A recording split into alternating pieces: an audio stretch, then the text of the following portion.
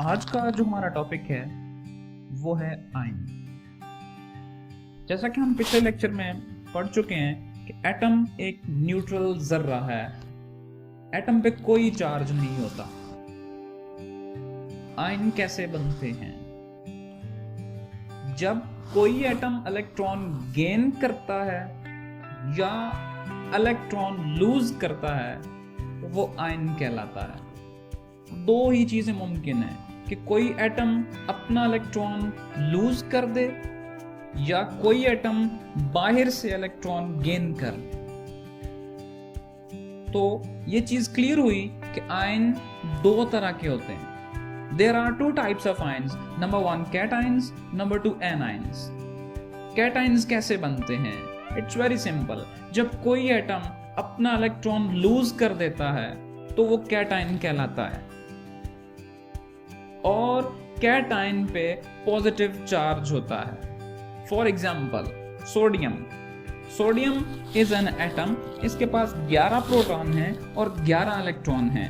जब सोडियम एक electron lose कर देता है तो बाकी इसके पास 10 इलेक्ट्रॉन्स बचते हैं और न्यूक्लियस में 11 प्रोटॉन बच जाते हैं। अब यहाँ पे चार्ज बैलेंस नहीं रहता, न्यूक्लियस में प्रोटॉन्स की तादाद ज्यादा हो जाती है।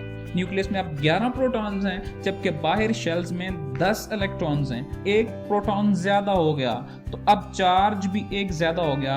एज ए रिजल्ट अब सोडियम पे हम +1 लिख देंगे।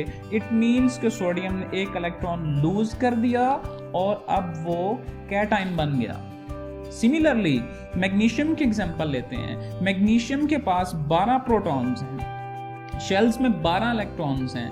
मैग्नीशियम 2 इलेक्ट्रॉन लूज कर देता है। 2 इलेक्ट्रॉन लूज करने के बाद मैग्नीशियम के पास 10 इलेक्ट्रॉन्स हैं जबकि न्यूक्लियस में 12 प्रोटॉन्स हैं। अब 2 प्रोटॉन ज्यादा हो गए तो मैग्नीशियम पे हम +2 लिख के शो कर देंगे कि ये भी कैटाइन है और इसने 2 इलेक्ट्रॉन लूज कर दिए। इसी तरह कोई एटम 3 इलेक्ट्रॉन लूज कर दे तो उस पर 3 पॉजिटिव चार्ज आ जाएगा, ये कैटाइन कहलाएंगे। कैटाइन्स यूनिपॉजिटिव हो सकते हैं, डाई पॉजिटिव हो सकते हैं, ट्राई पॉजिटिव एटसेट्रा हो सकते हैं। यूनिपॉजिटिव मींस कि एक इलेक्ट्रॉन लूज करने के बाद, di positive means 2 electron lose करने के बाद, ट्राई पॉजिटिव का मतलब 3 इलेक्ट्रॉन लूज करने के बाद। Second category is A9. A9 कैसे बनते हैं? ये रिवर्स है कैटाइन का।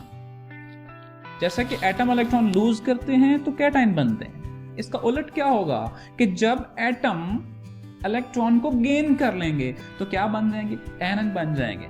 Simple example, fluorine. फ्लोरीन का एटॉमिक नंबर है 9। फ्लोरीन के पास 9 प्रोटॉन्स हैं, बाहर 9 इलेक्ट्रॉन्स हैं।